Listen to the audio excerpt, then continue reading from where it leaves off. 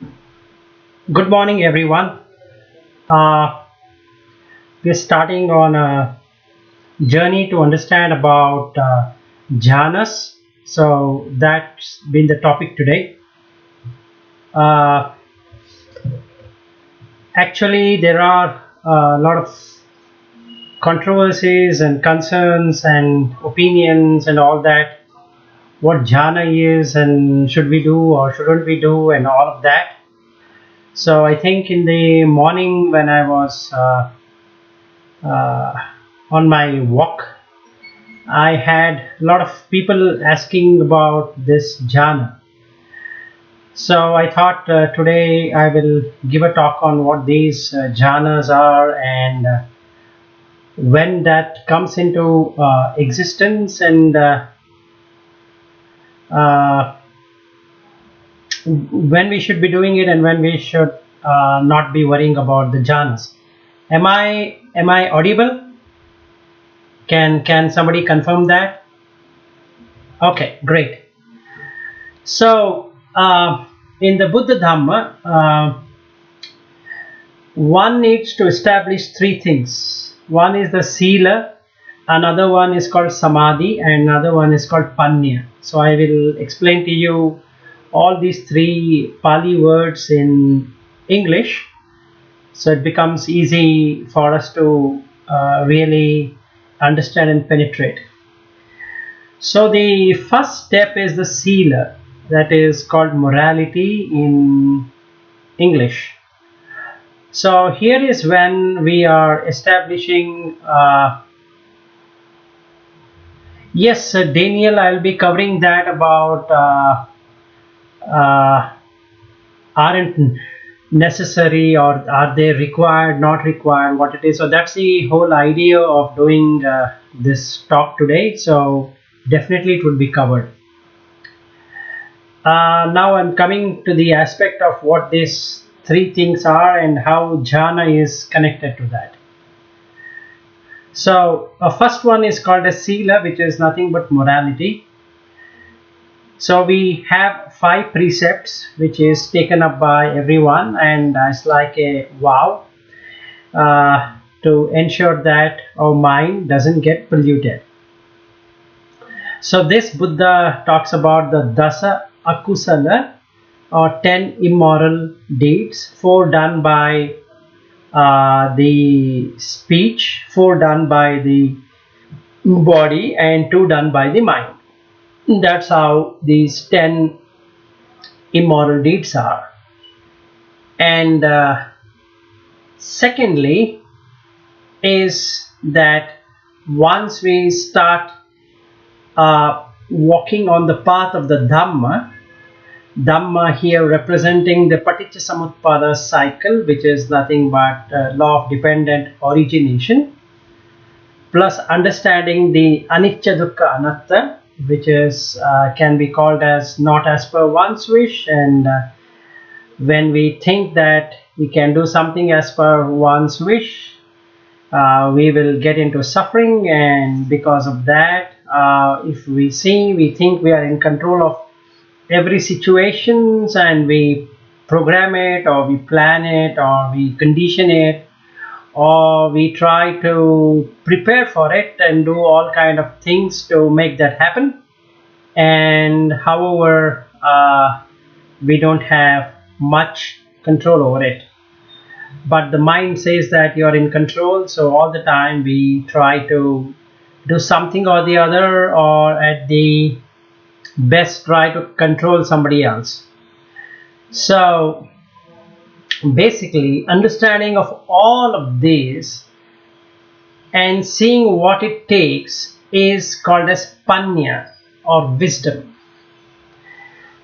So basically the aspirant starts the journey of precepts, which is the sila, or being moral, and removing the 10 immoral deeds, and also understanding what the Buddha Dhamma is all about. So these two, when done together by the aspirant all the time, a time will come when something clicks in that person. So he will feel all of a sudden something called as calmness, which he wouldn't have experienced earlier. Why he did not have that penetration earlier? Because he did not know how the nature law works. Now he is introduced to the nature law through the Buddha Dhamma. So he can now understand the dependent origination and also what happens when somebody attaches something, and that is called as a Pancha Upadana Khanda. Pancha means 5, Upadana is grasping, and also it has a fuel enabling it to light up. All the 5 senses, or rather 6 senses, to do something about it. And then these khandas are the heaps. So mentally we have this conditioning of the form, the feeling, perceptions and preparations we make all the time, and the consciousness which brings up this experience. So basically, when a person starts knowing this, he gets into the wisdom cycle, which is he then attains sotapanna, or the stream entry. Now what happens here is that he cannot be doing immoral deeds, which like killing a parent or killing an arhat, and doing the schism in the sangha and all of that, because he absolutely knows that the Dhamma is consistent and he has seen the faults what he was doing and he is reforming himself. So in that way, these negative karma or the deeds don't bind him that much as he was binding or it was binding him in the previous. So he has tasted what is called as Nibbana, or the cessation of preparation, or sankhata, or also called as conditions.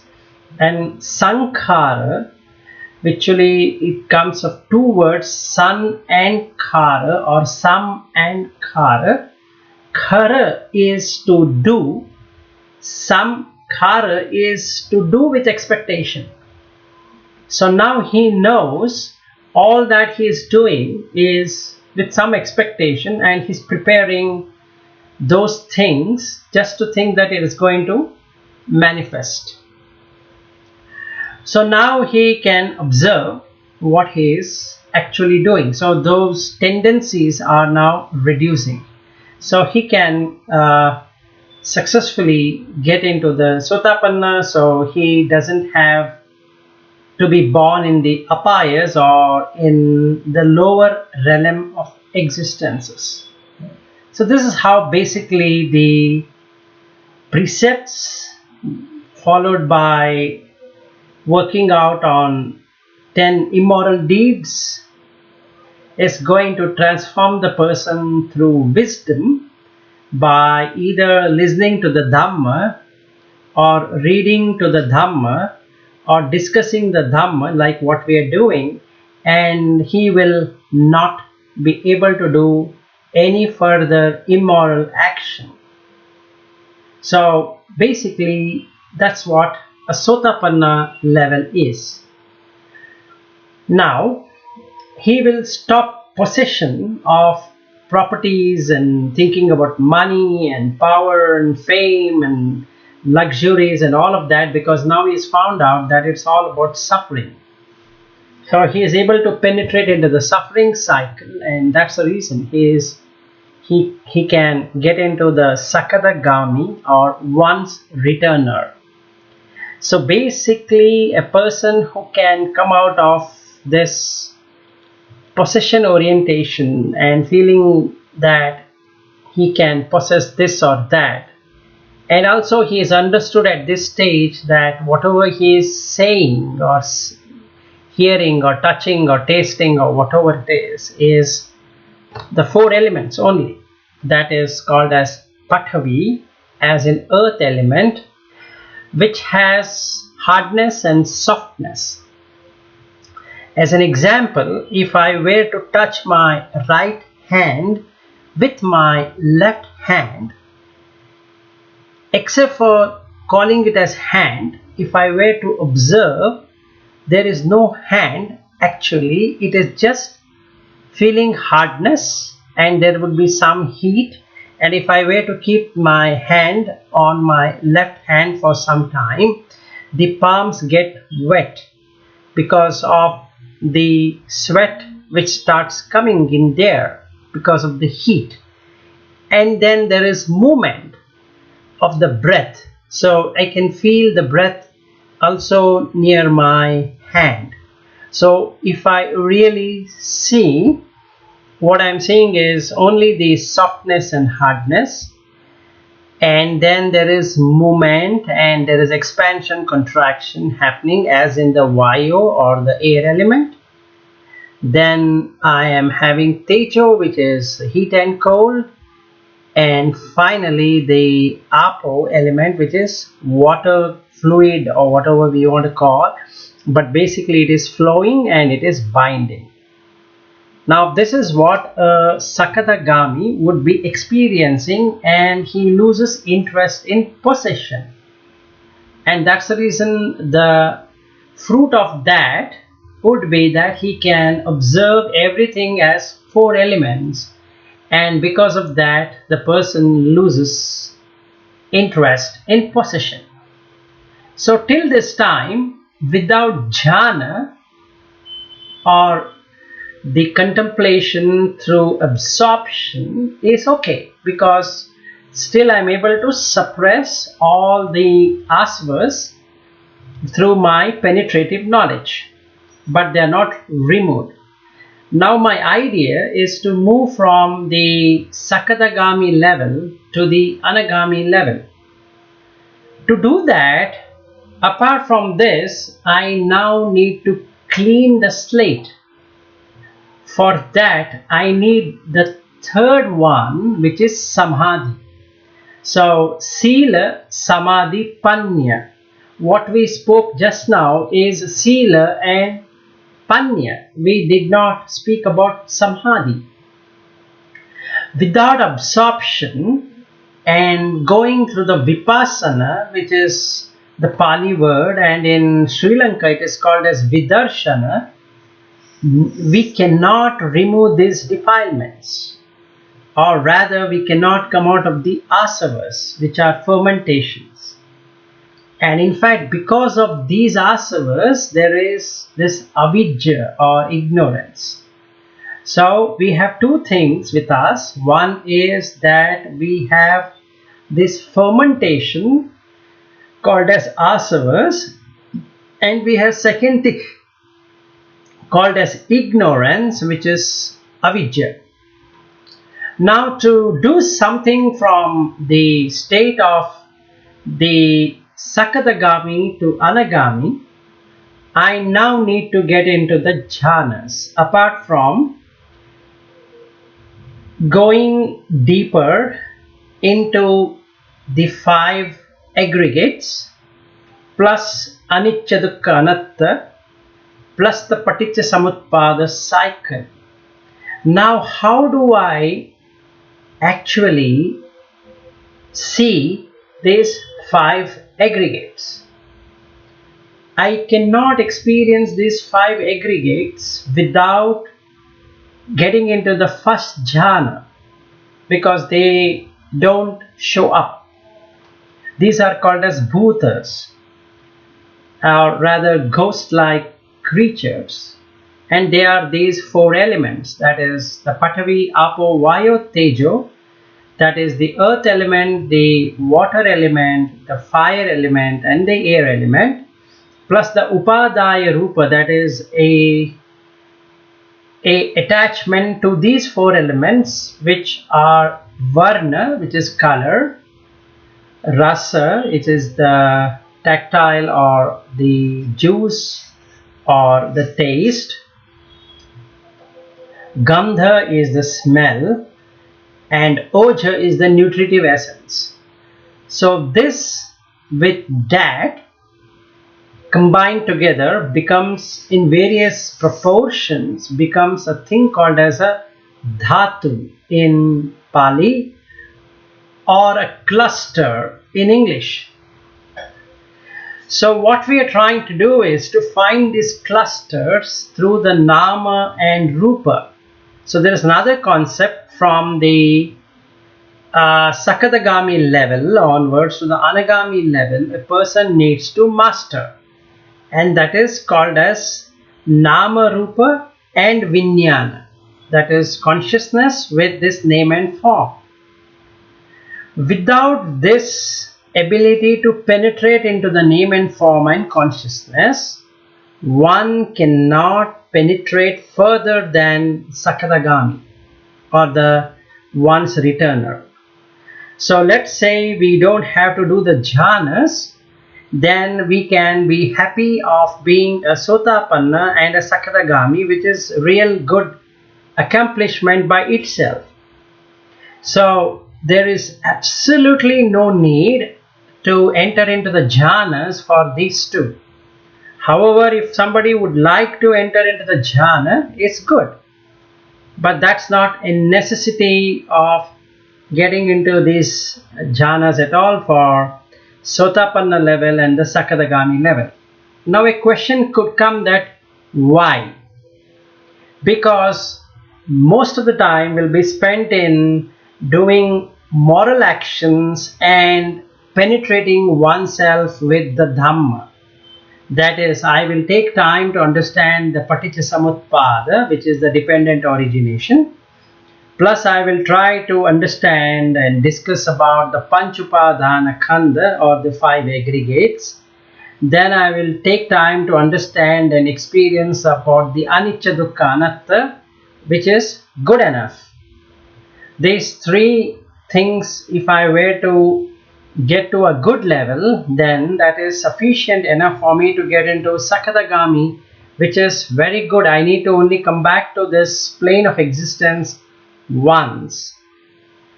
That's all would be the best thing that can happen to me. Now I have mastered this, and then I want to go further. Now to go further is a problem, because I need this name and form to be split out. So it's called as Nama Rupa Paricheda Jnana, which is Paricheda means is to split, Jnana is the wisdom. So in the Panya, the third one, through this absorption I can then see what is happening. So how do I do it? I have to get into the first jhana, that is Vitakka and Vichara. So here I am going to look at how the Nama is formed and how the Rupa is formed and how the consciousness makes this look to be real. So what I am going to do is, I am going to take a role what I am playing. Let's say I am playing the role of a son for my parents. Now this son was not there before I was born. In fact, the day I was born also, I did not know about the son. After few years of my birth, my parents started telling me, you are my son. And I started believing that I am their son. But there is no idea on the role of this son. One second. I think it would be beneficial to explain the term like vitals or vitakka. Yes, I am going to be explaining that, Raleigh. Are the jhanas similar to samyama in Hinduism? Okay, Jamie, I am going to explain all of that once I finish what I am talking about. And keep on typing your questions, and definitely I will cover up on all, including Daniel, what he has put there and all of that. So I would do it. So don't hesitate to type your questions, and definitely I'm going to answer all of them. I've got prepared to do that today. So again, coming back to what I was talking about. So basically, I now need to establish myself in this nama and rupa, which is name and form. So for that, what I do is that I will start thinking. This thinking is called as vitakka. V plus takka. It's in Sanskrit called as tarka, which means that to deliberate, to ponder, to think. So vitakka is extensively thinking on one aspect. Now I will start thinking, hey, you know what, how am I the son? Do I know the role of what I should be doing? This is one approach of doing. That is, if I am very much established or matured or come to the state of the Sakadagami, and I can do this. Else, like Venerable Abhayatero does it, he will establish karmasthana. And also in many monasteries in Sri Lanka, they do the karmasthana for half an hour, and then they start their journey. So that's another way of doing it. In the karmasthana, basically I can talk about the Buddha nature, I can talk about the Dhamma nature, and then I can talk about the Sangha nature. But if you closely observe, this is called as vitakka. That is thinking on Buddha, Dhamma, Sangha. In some places they might do this etan, santan, etan, panitan, and they can keep on reciting that for half an hour. And again it is vitakka, which is nothing but thinking or pondering, or whatever words we can use to make sure that we are putting an effort in cutting out the other thoughts and making this as the prominent thought. So if I were to have this experience of nama and rupa, name and form, then I can put the son. How am I a son to my parents, and what is this role I am going to play? If I am not that much matured enough to do it, and I can do the karmasthana. But basically they both do the same thing. Okay, so this is what is called as vitakka. Then there is something called as vichara. Now what is this vichara? Is to deliberate forcefully on a particular topic which has been taken to thinking. So in the vitakka I was thinking, now I am doing a deliberation, an analysis, a sustenance of that thought so that it get internalized in my system. So what I do is, if I am talking about the Buddha guna or the Dhamma guna or the Sangha guna, I start observing what it means. So if I say, let's say, the attributes of Buddha and the attributes of Dhamma and the attributes of Sangha, I recite it, let us say, 10 times, and that becomes like a thinking. Thinking means verbally or mentally thinking. And then I stop reciting that and I start pondering over it to an extent of deliberating it. Oh, what's the meaning of this? How it is and why they recite it in this way and all that. In the process, it cuts out all the other defilements which I have by suppressing those things to come out on the surface. Instead, the Buddha, Dhamma, Sangha right now will get established. If I am doing the Nama Rupa kind of thing, which is name and form, then I am going to look extensively into the role, what I am playing as a son, because I wanted to investigate on son. So I start looking that, oh, every day I am doing something or the other which is not, nobody knows what I should be doing as a son. So then with that, what happens? Then I get this beautiful body sensation called as joy. This joy is like maybe an hair standing, or maybe some water flowing, kind of an like a experience, or like a lightning experience, or some experiences I'm going to have on my body or a mind. And also it gives me that, I found it, like that experience. So when I do this nama and rupa, name and form, then I come to know that, oh my goodness, all along I was, whatever I was thinking I'm a son, in reality I am nobody's son actually, because all that it is there is Patavi, Apo, Vayo, Tejo, that is earth, water, fire and air. That's all I have. So if I say my parent, it's made out of the same four elements. If I say my mother, it's again the same old elements. So if I say myself, it's the same old element. So what's the meaning of a father then? Oh, it's just a designation, just a title. What are they supposed to do? Nobody knows. Oh my God, all this while I was thinking that they are supposed to be doing something or the other. Then I see myself, oh, as a son I'm supposed to do something, and where it is? Oh shit, I have no idea. So these are mental created, is what I'll come to know. This is one way of getting into that piti, which is nothing but glee in English. The best word to use is glee. Or we can put a word called joy. Or we can feel like, pleasure, or whatever we want to use those English words. And that basically is piti. Now what really happens if I am in this state? Actually, it brings the problem to the surface now.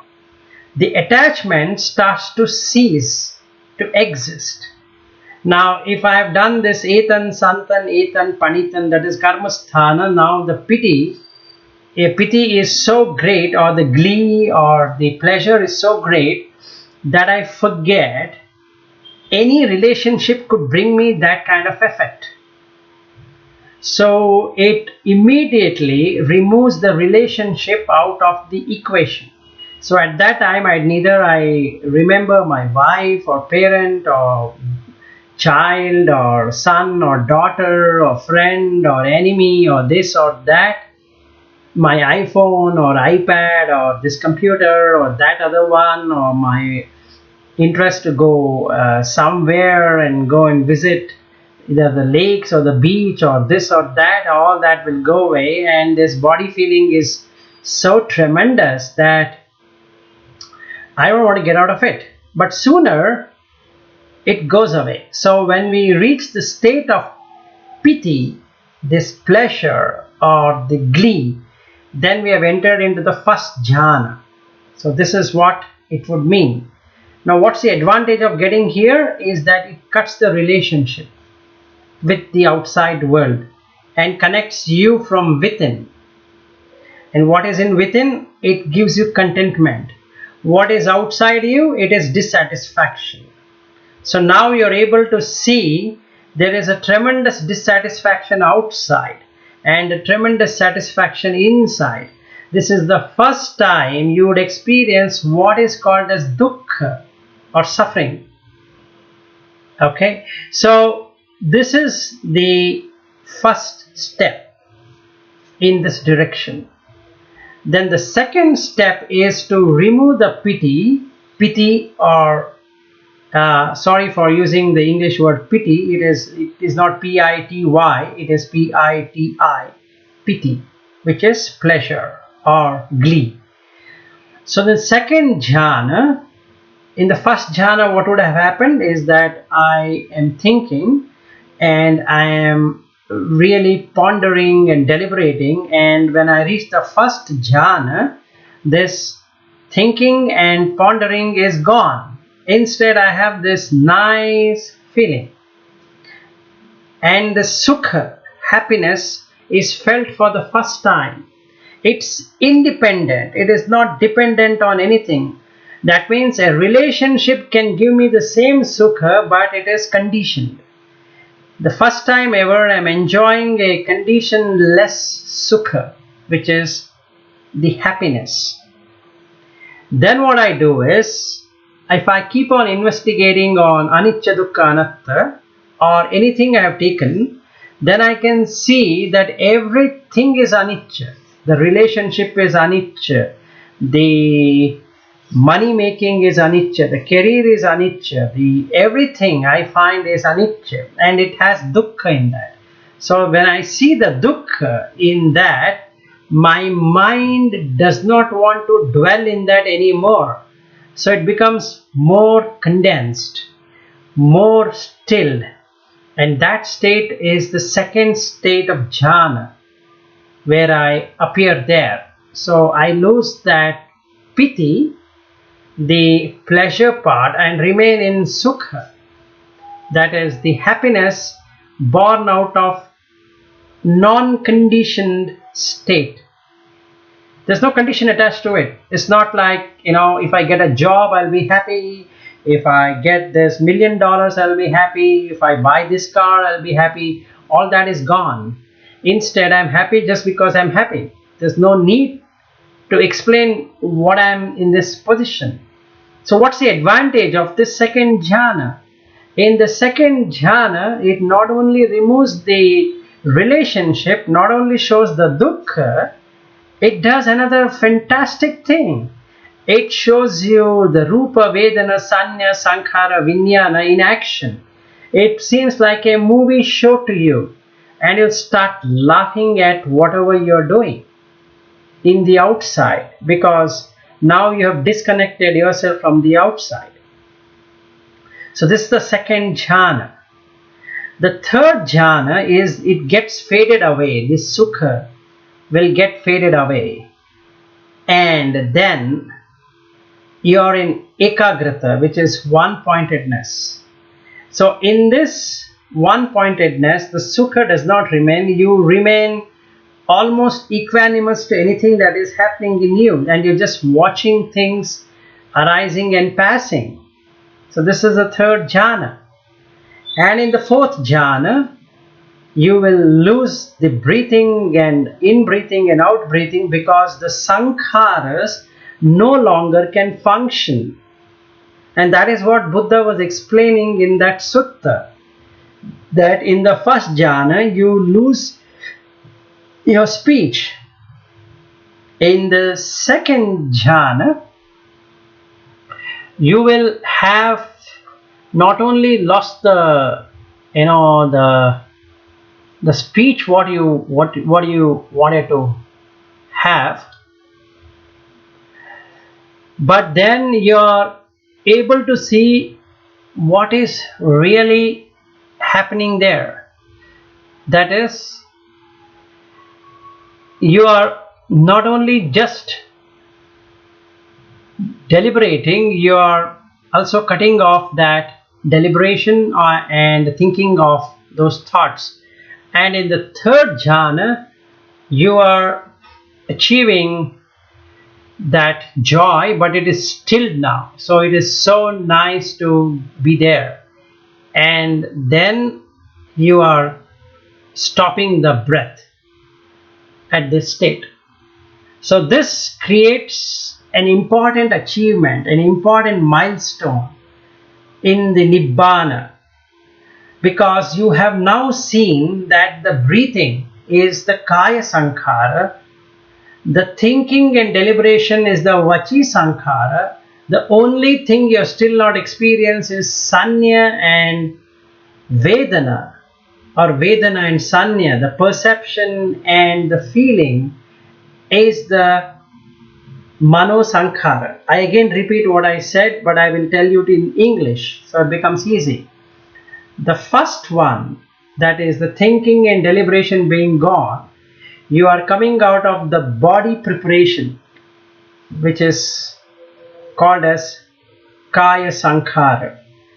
And you will see that this body preparation, there is an upadana or grasping, and that grasping starts from the breath itself. So as the in breath goes in, there's a stop, and an out breath comes in, there is a stop. And these stops are not seen at all, but actually when the breath stops, you realize that you can live without breathing. For the very first time, you have experienced something so phenomenal that the body which was breathing does not require anything to breathe, because it is conditioned and prepared by the mind to get something or the other. So now that is frozen or still, so the breathing will stop. Now what's the advantage of this position? The advantage of this position is that you have now understood what is the meaning of sankhara or preparation. So in the rupa, vedana, sanya, sankhara, vijnana, you have understood the rupa, you have, that is the form. You have not yet penetrated into the vedana, the feeling. You have not penetrated into the deeper into the sanya or the perception, but you have enough penetrated into the sankhara or the preparation. And the vijnana, which is the consciousness, is not playing any movie at all, because it is frozen now. The sankharas are required for you to see the movie. So this preparation is not there, so there's nothing to show. Now what happens? Initially in the first jhana, the person had lost his inner speech. That is, this mind chattering is gone. So that is vitakka vichara. You remember what I said about vitakka? It is thinking, and vichara is deliberation about that thinking. So these two are gone. And also the body sankhara or the body preparation gone, the vachi sankhara, the speech, the speech preparation is gone. What is left is only the sanya and the vedana, that is the perception and feeling. So for the very first time on the fourth jhana, I consider something phenomenally blissful.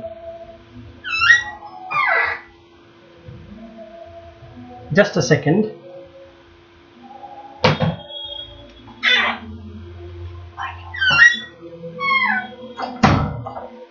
Okay, continuing further.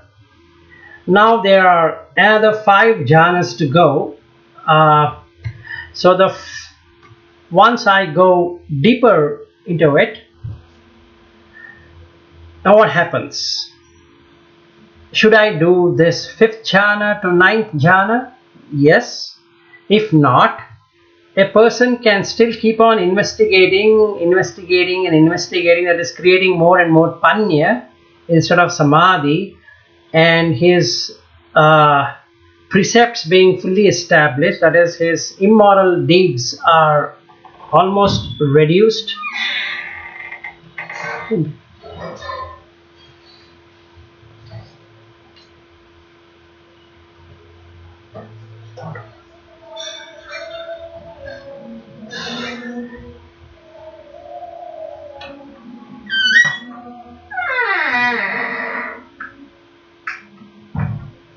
Okay, sorry, there was somebody came to my room, so I just had to stop talking. Okay, now if I do this immoral activities getting reduced in my mind, and my mind is becoming calmer, so I don't get into lying and stealing and all of that, the 10 immoral deeds. And then I lose the kama. Kama is the sensual desire. So kama raga, that is the sensuality, which also includes the sexuality as well. And the patigha is the striking or getting upset. There's no much anger, but there is upsetting of due to conditions. In some people's cases, once they attain the fourth jhana, then their kamaraga and patigha, the sensual lust and the oppression or the feeling dissatisfaction or feeling disturbed, getting irritated, all of those would just go away. So from 5th to 9th jhana, they might not even have experienced, but they would be anagami already. In some people, if their mind were already established in the jhana at that time, even the first jhana or the second jhana can lead them to anagami. In some people, they might have to go through all the 9 jhanas to get into anagami. So it depends on person to person. It depends on what is the state of the mind of each individual. So we cannot definitely say that whether I will be able to do that in first jhana or the first absorption, second jhana or the second absorption, third jhana or the third absorption, fourth jhana or the fourth absorption. I really cannot say that who requires how many jhanas, and that's why the reason Buddha spoke about all the 9 jhanas. He didn't say that you will require all of those 9 to get into the Nirodha Samapatti and get into Nibbana. He didn't talk about that. What he said is that this is the step. So for some people, even by listening, like there is one sutta wherein I don't remember his name, but he dies just 15 minutes after Buddha explains him about the Dhamma. So he says, Dite dite mattam, sute sute mattam, vinyate vinyate mattam, mute mute mattam. So let me put you in English. Dite, ditti is view, or now in this case it is actually seeing. In seeing there is only seeing. In cognizing there is only cognizing. In hearing it is only hearing. In touching it's only touching. With these 4 explanations, which just took him 1 or 2 minutes, he contemplated on that and he attained, he became an arhat. So the question is jhana required? I would say, or even Buddha would say, yes and no. Yes, if you have defilements. No, if you don't have any defilements at all. So it depends. But nobody can say, except for the Buddha, whether you have defilements or you don't have defilements. Or Buddha cannot come and tell me that, hey Vilas, you have this defilement and you don't have that defilement. That's unfortunately cannot be done. So we have to go with this pinch of salt that we might have to do the jhanas because samadhi is required. So some people attain samadhi, that is total absorption, without any jhana at all. And some people have to do the jhanas to attain the Nirodha Samapatti, which is nothing but cessation and complete removal of existence in the 5 khandhas. And the person becomes independent. That's the reason it is called as asankata. Sankata is conditioned and asankata is unconditioned. And there's another 2 more words. It's called as samsarana and nissarana. Samsarana is circling in the samsara or in the life cycle of birth and death. and Nissarana is coming out of that cycle. So that's about it on these 4 jhanas. The remaining 5 jhanas, I would not talk about it right now, because that would be very deep Dhamma and it might confuse already confused or concerned people. So I don't want to confuse or make you more concerned about it.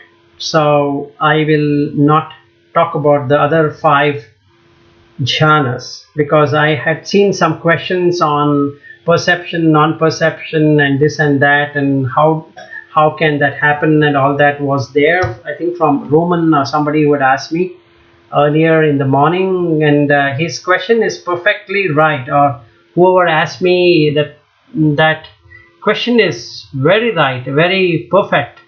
So we have to go till the 4th jhana to really understand about what really happens. So let's concentrate on getting into these 4 jhanas. So let me answer the questions which are there now. So Daniel, I think I answered to your question on jhanas aren't necessary to archive enlightenment. So I think I've answered it. The answer is yes and no. For some people it is yes, and for some people there's absolutely no. It depends on how clear their mind was. And I explained about Vitakka already. And this is Jamie asking, jhana similar to samyama in Hinduism?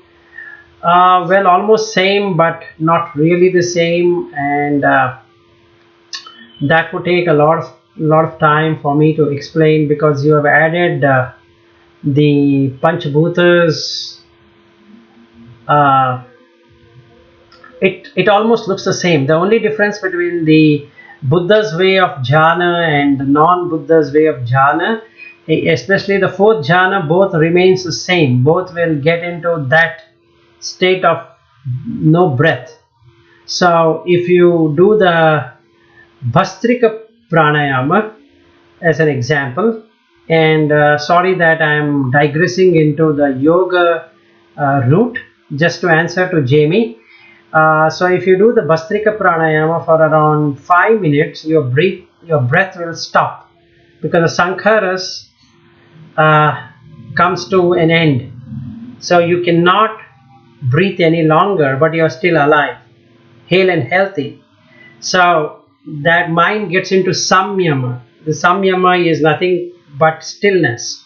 So in the Buddhist or in the Hindu, or like in the yoga or in the Advaita or the non-dual, you can reach this state. They are the same.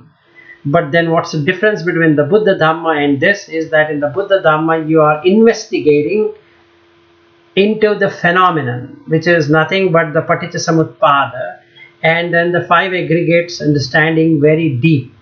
And in the non-Buddhist, which is nothing but the yoga and the Advaita, the non-dual, you are not doing that. You are going into the elements, and that purification almost does the same as you would have done, but it's a long process. Whereas if you go by the Pancha Upadana Khanda, that makes it much ideal, because you are really looking at the role what you're playing, and you have an idea on how this in the mind these forms are created, and how the feeling is happening, how the perception is happening, and then you are seeing the preparations you are doing, and how this vijnana consciousness brings in this experience for you. The very next moment it drops off and something else comes in, and that is the dukkha. So it just arising and passing away of dukkha, or the suffering. And most of the time we only see the arising and we want to make that stable, whereas we don't see the passing away at all. So basically we are going to see the arising and passing away from the anagami state onwards. So And that's the actual difference. And I think that's all were the questions. That's very nice. And there was some questions earlier this morning, so let me go to that to see what were those questions quickly.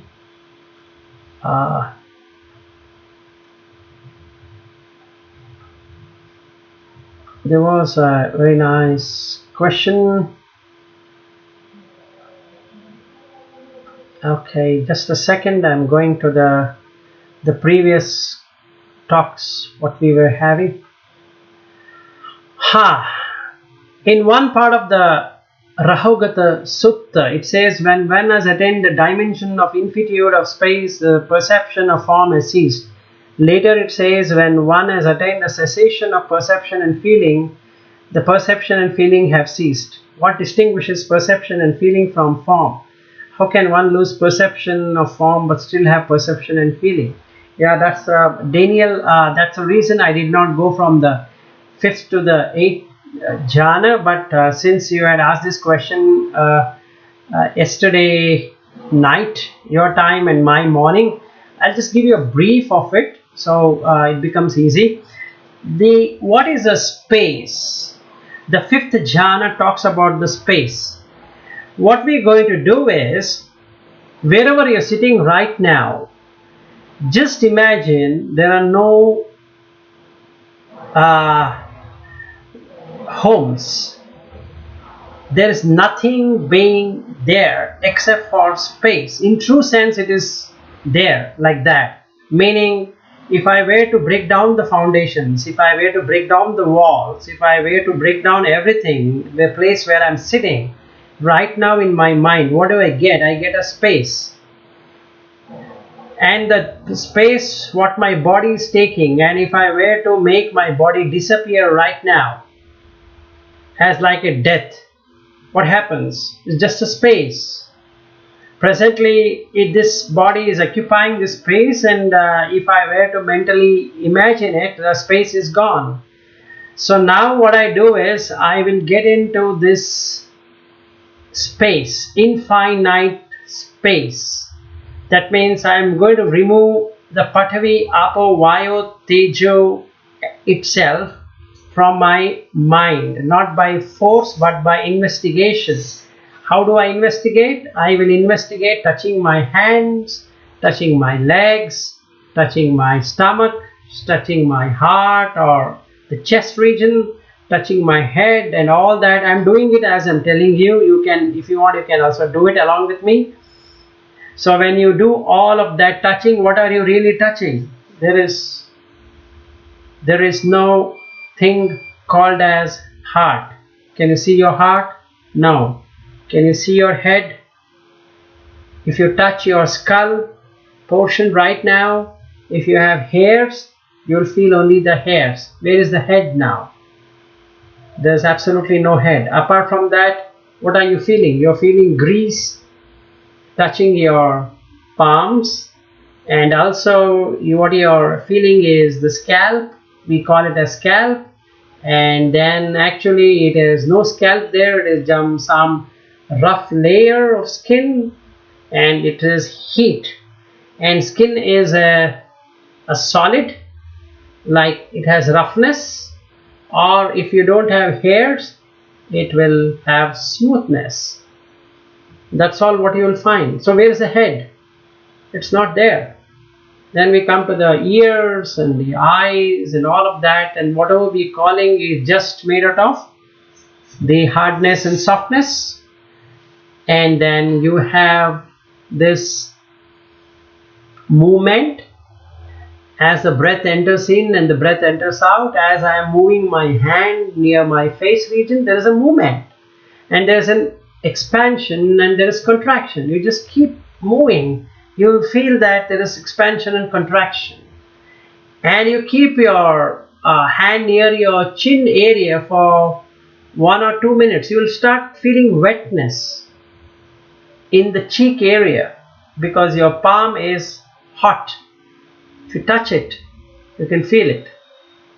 So I basically do this assessment for 10-15 minutes, and after that all these four elements will go away from my mind and also from the dimension where I'm sitting. So I cannot feel the room, I cannot feel my body, and then immediately I'm transformed into just the mind. And in this mind I see that everything is just created. It's not really there. So that's this thing called as space. Okay, now when I go deeper and deeper into it, the feeling and perception does not happen. I can never feel nor I can perceive. So I get into this emptiness, voidness in everything I'm seeing.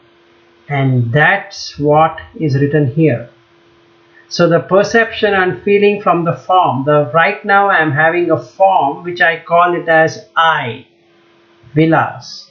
Now when I do this, touching each part of the body and feeling only the Prithvi and the Patavi and the Apo and the Vayu and the Tejo, these four elements only, I lose that form. The form was created in the mind. Now I don't have it. So with the form gone, you cannot perceive. And with the perception gone, you cannot feel anything. So the Rupa, Vedana, Sanya, Sankhara, Vijnana, that is the form, feeling, perception, preparation, consciousness. Only consciousness, you are able to feel that you are alive, but you are not able to feel anything else other than that, because the form is gone away. So the feeling, so the perception, so the preparation, and so the Vijnana, the consciousness which was there at that time, creating this, is not there. So that's what you would actually feel. So from the 5th jhana to the 9th jhana, it goes into 4 states there. That is, the first state will be the feeling of space, then you will feel emptiness, then you will see only the consciousness expanding in all directions. Then you will see, it's called Neva Sanya Na Sanyayatana, that is, it is neither perception nor perception.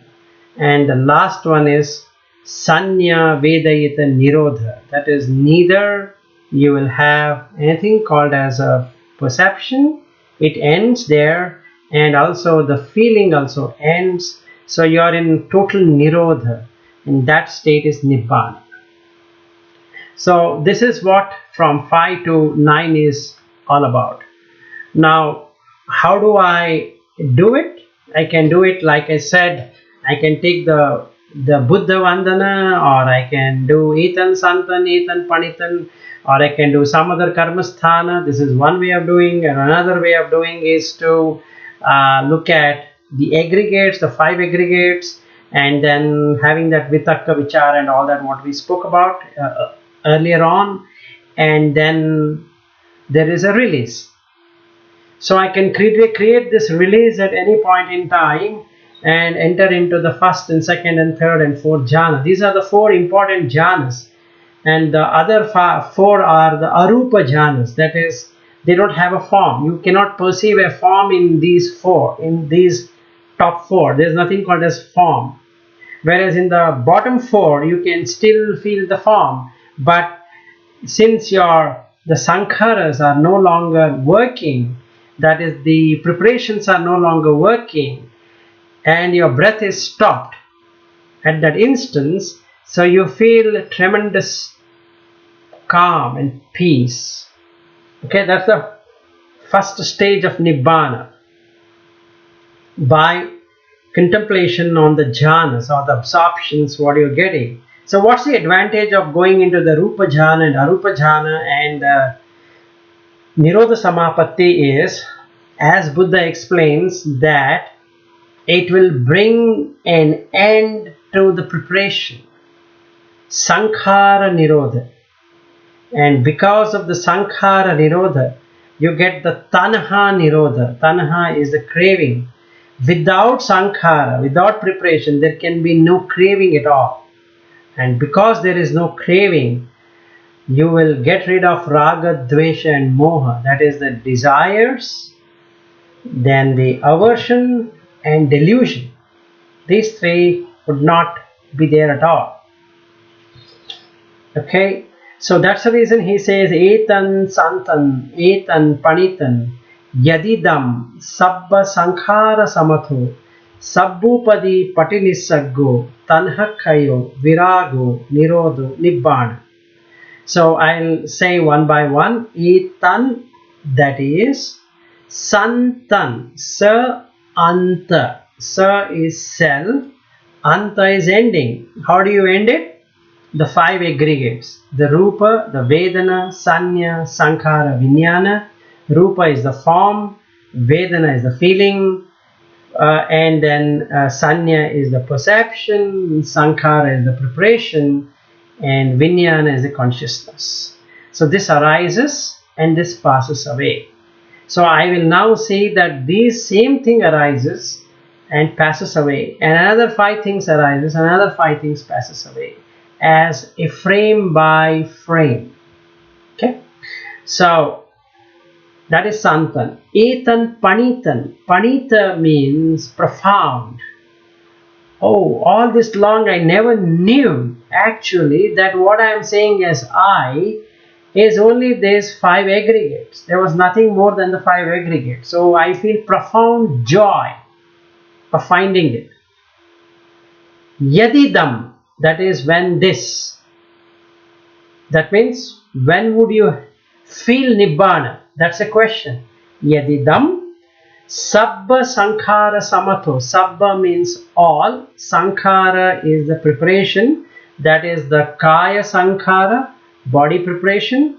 That is in breath, out breath, which is happening. The vachi sankhara, that is the speech, that is I am thinking and deliberating on that. Mano sankhara is the vijnana, that is the the vedana and the sanya, which is the feeling and perception. Samatho is equanimous. Samatha is tranquility, and samatha also means equanimous. Upekha is equanimous, so here it should be understood as you are making something still. Samatho. So all the preparations are getting stilled. There is no longer any preparation at all. There is no need to prepare in the mind. There's no, how do I prepare in the mind? I start feeling. I find an anxious feeling. And I feel that something is not happening as per my wish. So the anicca nature, I have forgotten about it and I am not seeing the dukkha. If I start seeing the anicca nature, if I start seeing the dukkha and I start seeing the anatta nature, then the preparations get without expectation. So I will not do abhisankhara. Abhisankhara is expressing oneself with an expectation of a return, and that is called as sankhara with abhi, with an expectation, with a demand. So I am doing something, preparation, with a demand that it should happen this way. Now what I am doing is I am doing the same one without any expectation, so that when I don't have any expectation, there cannot be any attachment, because attachment can only happen if there is something to possess. So the next statement itself, he says sabbupadi patinisaggo. Sabbupadi, sabba means all, upadi means production, producing. Whatever I am thinking that this is me and I should possess, what I am actually possessing is patavi, apo, vayo, tejo. What is there to possess? If I look at a mobile phone, I just named it as mobile, but actually it is hardness, softness, and then it has this binding property, so that is apo, and there is movement in that, so that is vayo, and there is heat and cold, so tejo. Or if I'm having a computer, same thing. If I'm having a table, the same thing. If I'm having a chair, same thing. So all these are names. They are not real there. They're just these four elements named in some way or the other. If I take my body, it's the same thing. So I am now giving up that. So Sabbupadi Pati Nisago. Pati is bonding. Nisaga is to giving up. To give up that. Tanhakhayo, that is ending of craving. Virago, detachment. Nirodho, that is non-arising or fading away. Nibbana. So this is called as Nibbana. Okay, so I do this as a Vitakka Vichara. If I keep on doing this, I get into Piti, which is nothing but joy. Then I get into Sukha, that is the unconditioned happiness. Then my mind is in Samadhi, which is Ekagrita.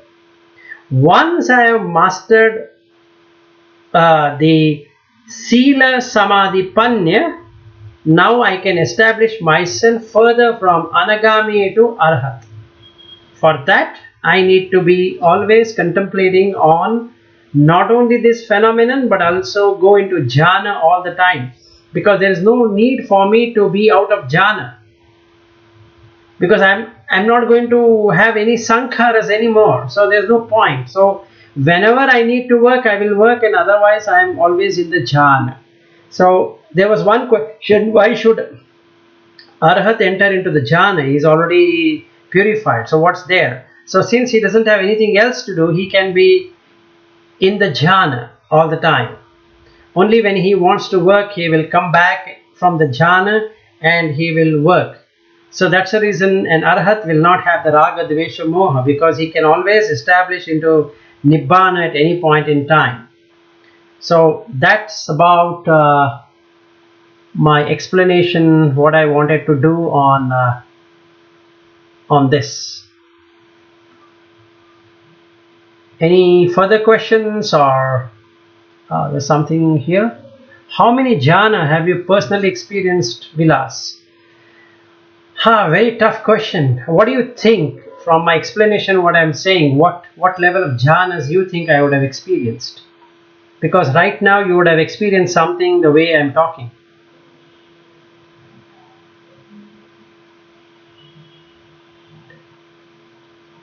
Bodhimian, do you want to answer to that?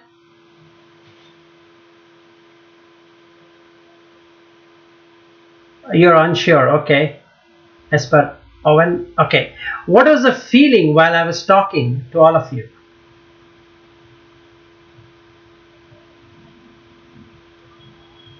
Okay, you have to drive around, so I don't know for sure. Okay, that's fine. But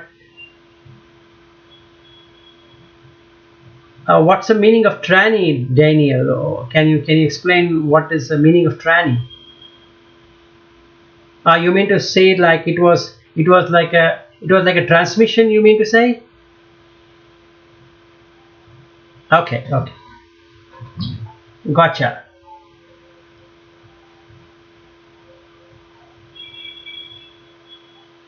Were you guys feeling very much at peace?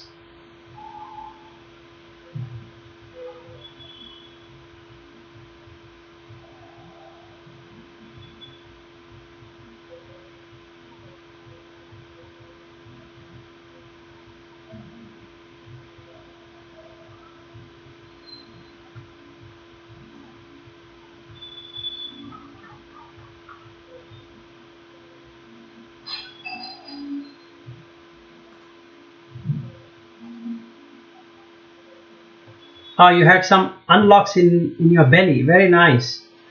Yes, so if you are experiencing peace, any one of you, right now as I'm speaking, it means that you already have entered into some of the jhanas yourself. So it can be in 1 or 2 or even 3. And most of you would have entered by now 1 or 2.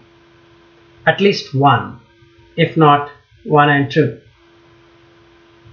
Okay, so you're feeling a lot of warmth in your belly. Very nice.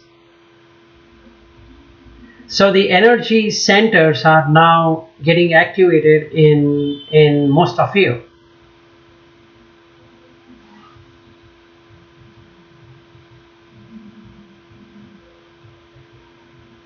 Okay, so that's the effect of the jhana between 1, 2 and 3. The only I have not yet got right now into the 4th jhana because my breathing has to stop, but other 3, I was talking to you, my body is filled with a kind of what I can say rapture, or a kind of pleasing feeling, which is unconditioned. So as I was talking to you about the 3rd jhana and the 4th jhana, where you feel the unconditioned thing happening, and that's what I can say right now.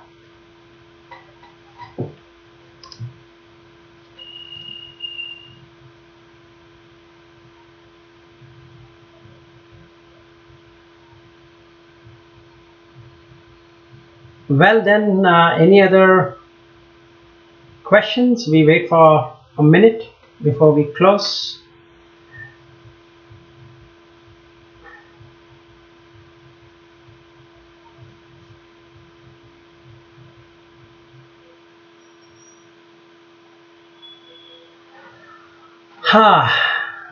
Yes, so I don't want to combine the koshas and this, but since you are asking me, actually you can do the same thing using the koshas, but it is slightly tricky, but I'll try to explain to you how to do it.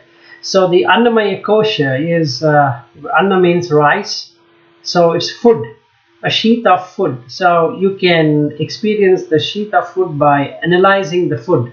In fact, Buddha also does that by a term called a Pachavekkana. It is about contemplating on the food, which is the ahara. So why are we eating food? Because to sustain the body and to get into brahmacharya, which is for having a holy life. That's what he says. So the Annamaya kosha basically is to investigate what is that we are eating and how that transforms into a certain kind of energy depending upon what is being eaten. Yeah, Owen, your question was that did you mean that you literally don't need to breathe at the 4th jhana? Yes, there is no breathing at all in the 4th jhana. You will not be breathing. So that's the Annamaya kosha. And the pranas, or the life stream, keeps on moving in 5 directions. So there are 5 pranas in the body. There is this prana, apana, udana, vyayana, samana. These are the 5 different kinds of energies which flow in either directions. I will cover 2 of them. One is the prana and one is the apana, the air which goes below and the air which functions from the brain to the heart, and the air going from the navel region downwards. So the kundalini gets activated by combining the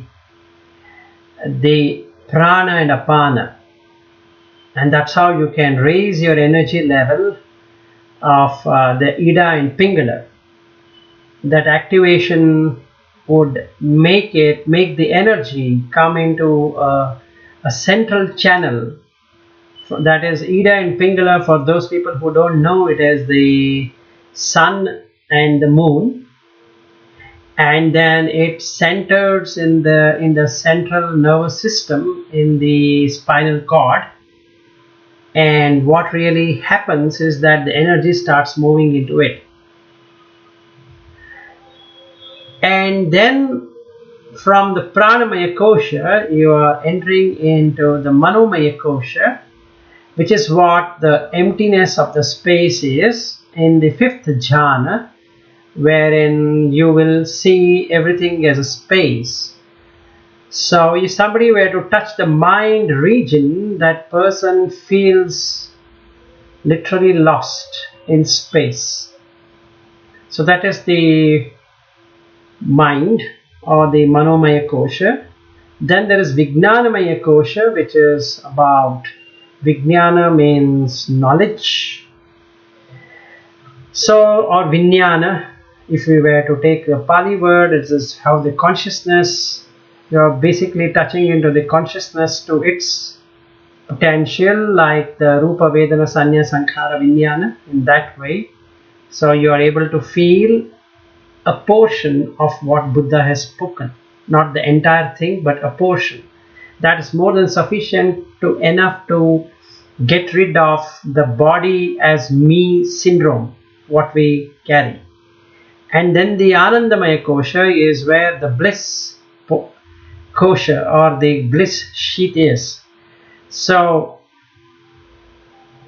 the Anandamaya kosha is where you get all feelings, good feeling, bad feeling, that feeling, this feeling, all that is coming to that, to the Vijnanamaya kosha, which will process and say to the mind what it has to do. So you have Manomaya kosha, and that uses the energy of the pranas. So sometimes we get drained because of that reason, because we have to use more energy than what we are creating, and that creates mental hunger. So that's where we get into greedy situations and hatred situations, because we want more energy now. We're draining away our energy. So the aspect of this Taittiriya Upanishad, from where Jamie is asking, is about understanding how these 5 koshas work.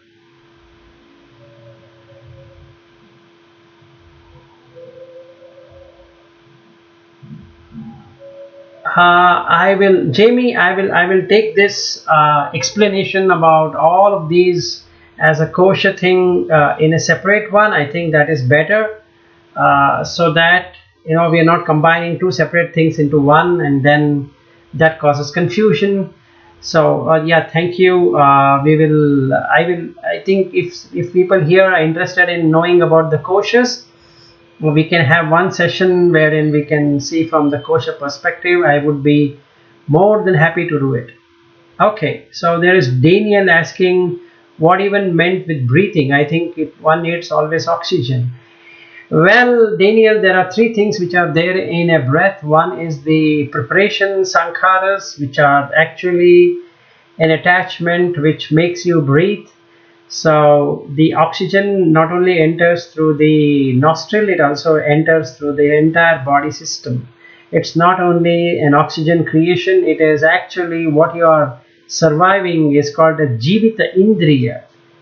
That is a indriya by itself. So there are 8, that's called Shuddhastaka, and the 9th one is the jivita indriya, and the 10th one is the pasada rupa. So there are 10 separate things which are there if we go by Abhidhamma.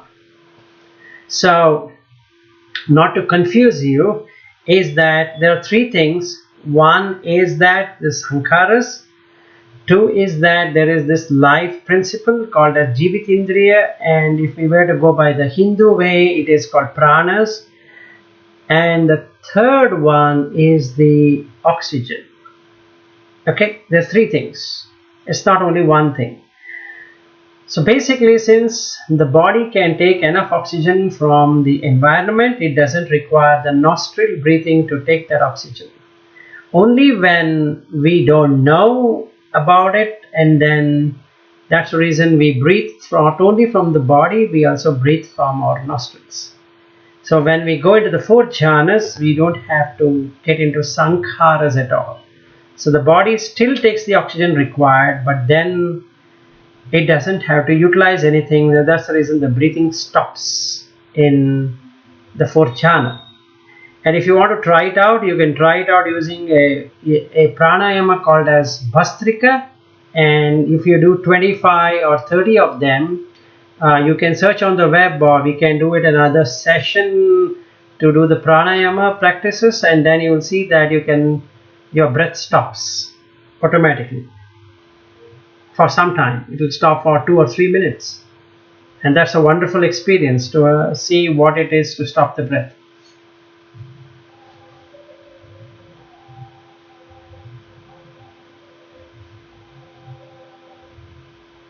Any other question before we close? Hope you got what you were expecting in terms of the jhana explanation, at least. I mean, why one should do jhana or not jhana and all that. The confusion and the concerns and all of that. Yes, is that like a rapid breathing technique? Yes, it's called as Bhastrika, and that is a very rapid breathing technique. Yes, Avan, that's correct.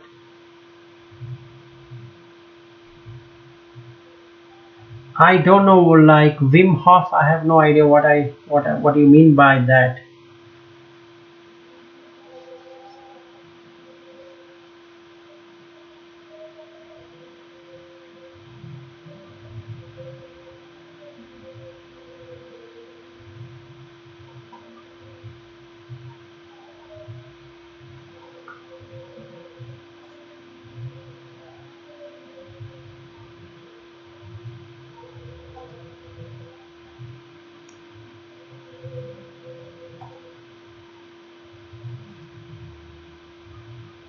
Iceman. Okay, I'm sorry, I don't know about it.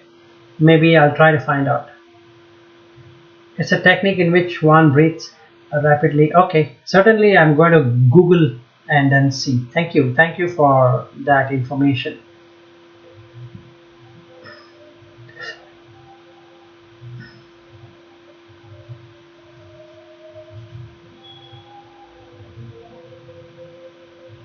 It's my pleasure, and look forward to see how you perform on the jhanas, and let's meet again later. Thank you so much.